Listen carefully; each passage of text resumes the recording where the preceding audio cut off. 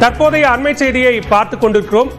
பாஜகவுடன் கூட்டணி இல்லை என்ற கருத்தை மீண்டும் தெளிவுபடுத்தியிருக்கிறார் எடப்பாடி பழனிசாமி. இது தொடர்பாக கோவையில் அவர் செய்தியாளர்களை சந்தித்த காட்சிகளை தற்போது பார்க்கலாம். திருச்சி விமான நிலையத்தில் ஒரு நிருபர் கேட்கிறாரு, அதுக்கு நான் ஒரு பதில் சொன்னேன்.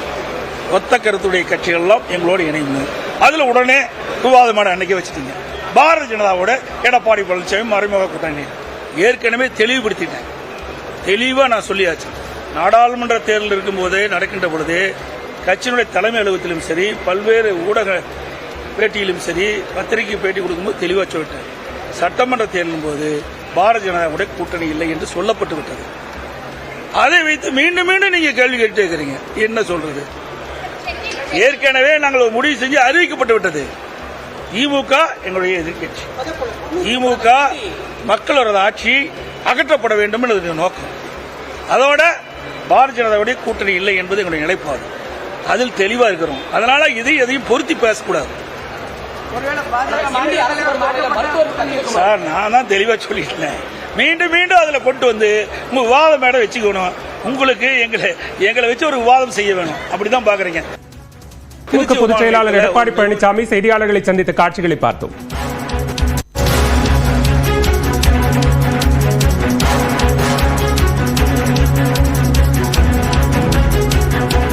தற்போதைய அண்மை செய்தியை பார்த்துக் கொண்டிருக்கிறோம்.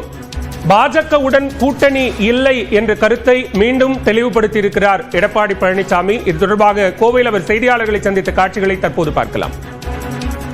திருச்சி விமான நிலையத்தில் ஒரு நிருபர் கேட்கிறாரு, அதுக்கு நான் ஒரு பதில் சொன்னேன்.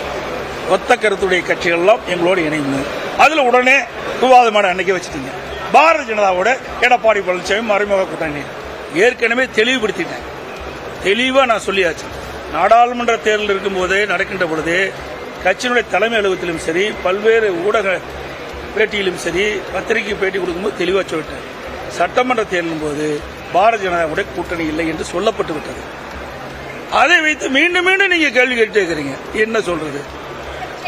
ஏற்கனவே நாங்கள் முடிவு செஞ்சு அறிவிக்கப்பட்டு விட்டது. திமுக எங்களுடைய எதிர்கட்சி. திமுக மக்களோட ஆட்சி அகற்றப்பட வேண்டும் என்பது நோக்கம். அதோட பாரதிய ஜனதாவுடைய கூட்டணி இல்லை என்பது எங்களுடைய நிலைப்பாடு. அதில் தெளிவா இருக்கிறோம். அதனால எதையும் பொருத்தி பேசக்கூடாது சார். நான் தான் தெளிவா சொல்லிட்டேன்.